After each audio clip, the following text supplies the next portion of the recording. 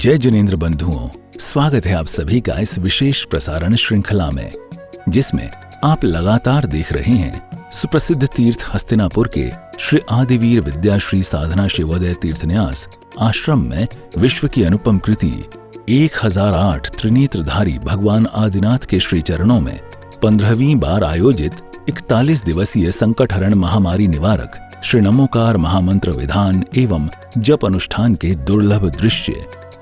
अनुष्ठान के 7वें दिन यानी 10 अगस्त 2022 की प्रातः काल सभी भक्तों ने मंदिर जी में श्री 1008 त्रिनेत्रधारी भगवान आदिनाथ के समक्ष पूर्ण भक्तिभाव से जिन अभिषेक किया। ओम ह्रीं विश्वादिवीरान्ताञ्जलि विष्णव्याम। ओम ह्रीं विश्वादिवीरान्ताञ्जलि विष्णव्याम। ह्रीं ह्रीं द्रां द्रां द्रीं द्रीं द्रवै द्रवै। ओम नमो पवित्रने मां विद्यासे पूर्ण कलशेन जिनाभिषेक सिंचामि स्वाहा। जिनेंद्रं ददति पूर्ण कलश की धारा देवी की ताकि करे मन की क्षय। चंदन तंदुल पुष्प कई चरु सुदीप सुधूप फलार्घ कई धवल मंगल गान रवाकुल। शांति धारा के संपन्न होते ही संगीत के साथ सभी भक्तों ने भगवान का मंगल पूजन और आरती आदि की। अति तिष्ठति ठाठा स्थापनम। ओम ह्रीं ओम नमो सिद्धानां सिद्धि चक्राधिपति सिद्धि परमेष्ठि अत्र मम सन्नितो भव शनिधि गणम परिपुष्पांजलम छिपे।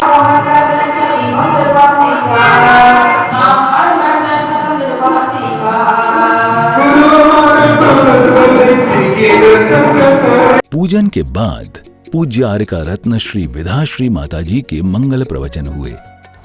अपना कल आत्मा का स्वरूप कैसा है, तो उसके स्वरूप के बारे में अपना चर्चा चलनी थी कि स्वसंवेदन सुव्यक्तस्तनु मात्रो निरत्यः अत्यंत शौकवानात्मा लोकालोक विलोकनः।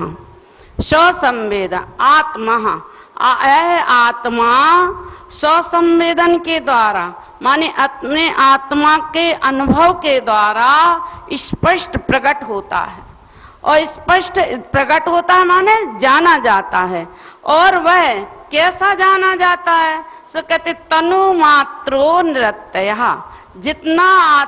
जितना शरीर है उतना ही आत्मा है। और कहते हैं वह निरत्यः अर्थात वह अविनाशी है। अविनाशी है और कैसा है, अत्यंत शौकवान आत्मा, अनंत सुख आत्मा का स्वभाव है। वह लोकालोक विलोकना और समस्त लोक आलोक को जानना और देखना उसका स्वभाव है। तो कहते हैं कि वह आत्मा कैसे सिद्ध होता है, तो संवेदन से जो सिद्ध होता है वह कैसे होता है, तो कहते अहमिक को, जैसे अहमिक जैसे मैं आत्मा हूँ ऐसे जो अहम प्रत्यय के द्वारा अंतर्मुखाकार होकर जो आत्मा की जो अंतर्मुखाकार होकर जो आत्मा की परिणति है, वह उससे जो संवेदन होता है, जो अनुभव होता है, वही आत्मा स्वसंवेदन से सिद्ध होता है। तो स्वसंवेदन क्या है, तो स्वसंवेदन माने वह आत्मा ही, जहाँ आत्मा ज्ञेय है, आत्मा ही गायक है, आत्मा की जो परिणति है वह स्वयं जानने रूप जो परिणति है वह स्वयं ही जानता है और स्वयं को ही जानने वाला है। वह स्वसंवेदन है। जो जानने में आता है वह स्वसंवेदन है। और वह स्वानुभव प्रत्यक्ष है। स्वानुभव प्रत्यक्ष है माने वह सर्व विकल्पों से रहित, नाकुलता, सर्व विकल्पों से रहित होकर जो आत्मा का वेदन होता है वह स्वसंवेदन है। और वह आत्मा के स्वरूप के द्वारा ही वेदन होता है। वह स्वानुभव प्रत्यक्ष है, वह स्वानुभव से प्रत्यक्ष रूप से जाना जाता है। और जाना जाता है तो वह आत्मा का श्रद्धान कैसे होता है?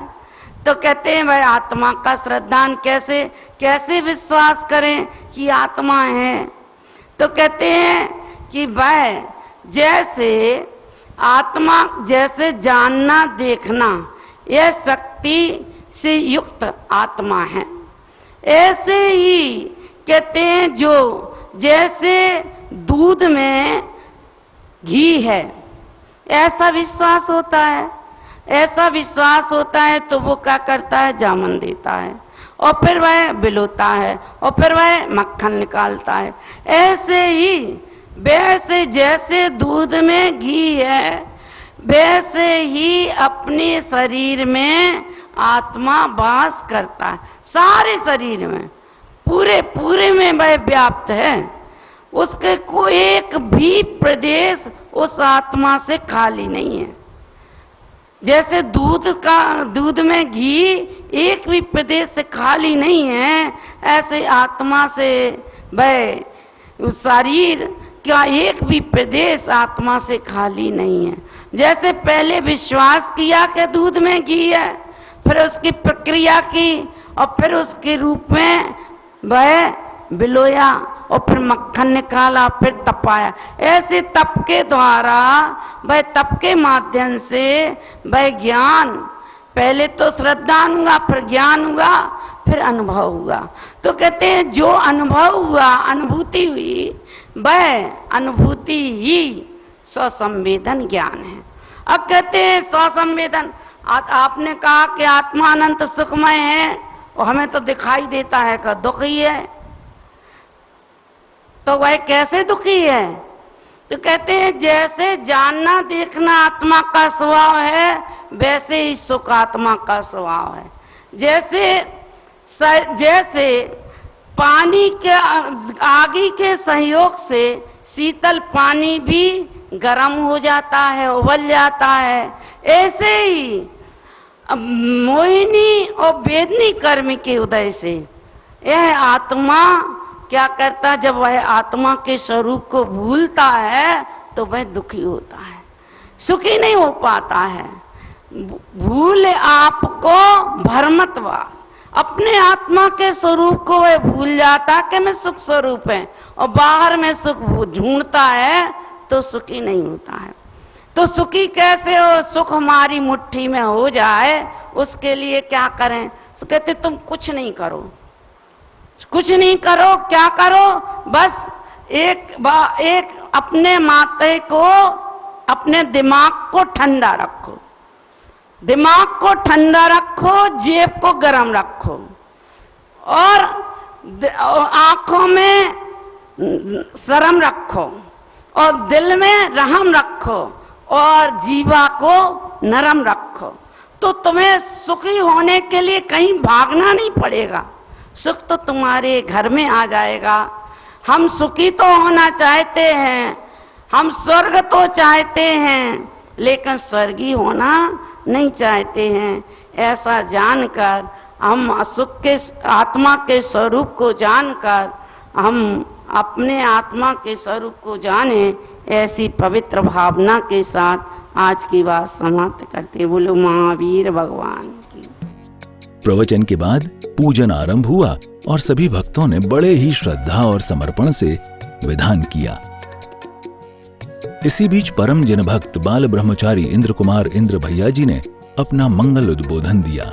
महानुभाव, आसन के बारे में मैंने बताया, जिन शासन आसन में ही टिका है,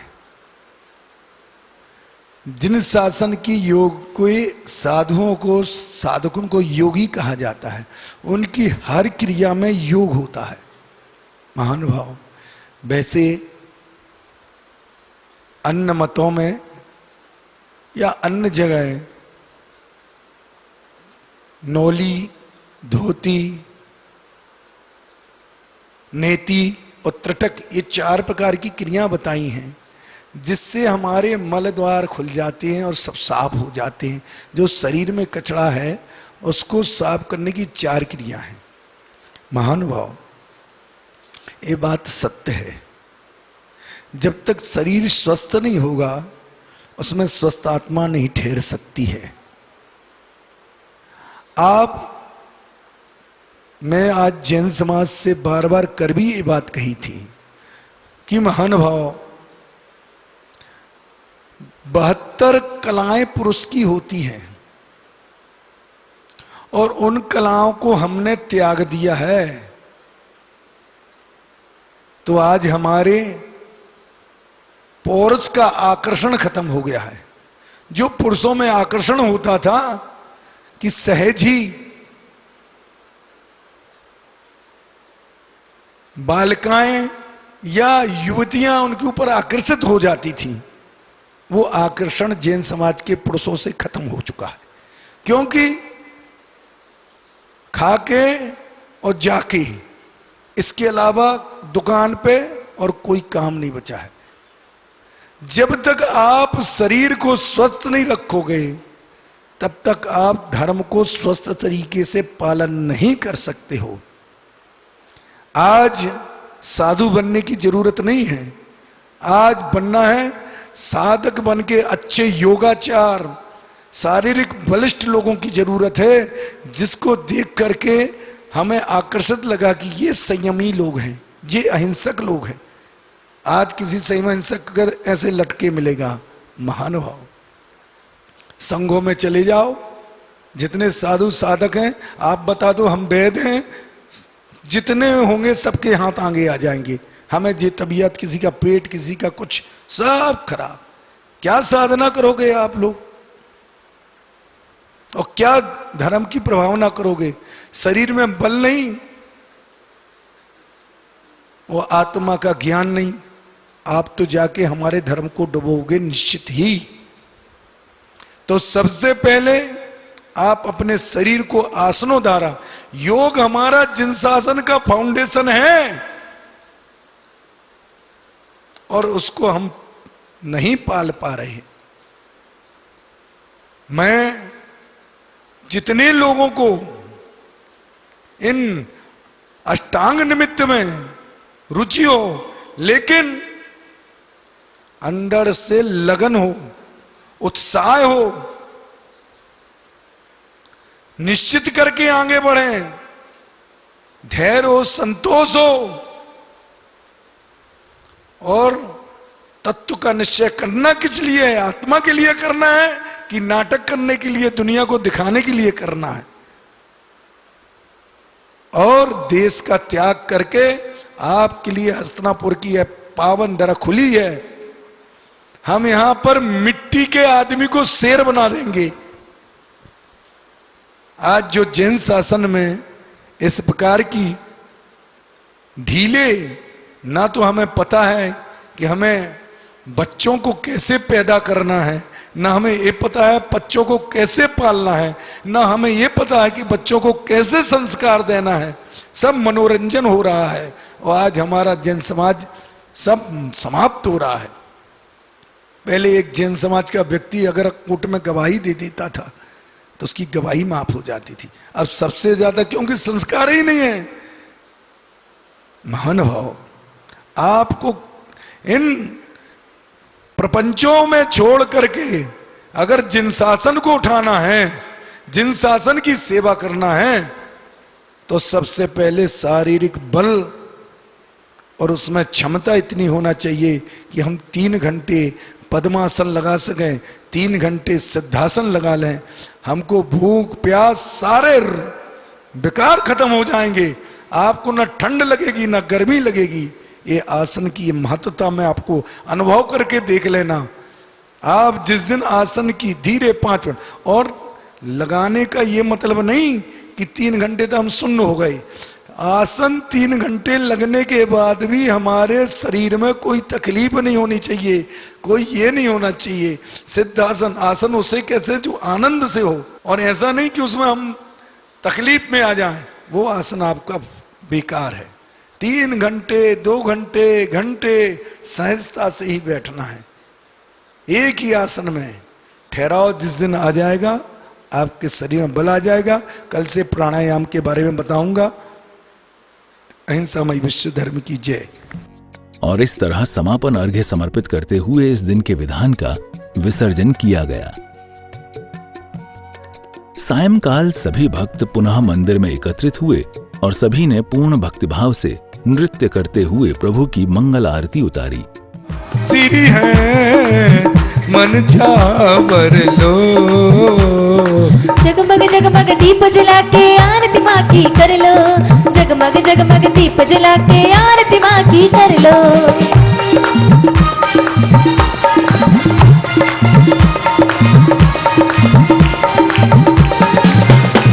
तो दर्शकों, इसी के साथ अब वक्त हो चला है आपसे विदा लेने का। यदि आपके भी भाव इस आयोजन में शामिल होने के बन रहे हैं तो आज ही हस्तिनापुर पहुंचें और कम से कम एक दिन का विधान कराकर असीम पुण्य के भागी बने। जय जिनेंद्र।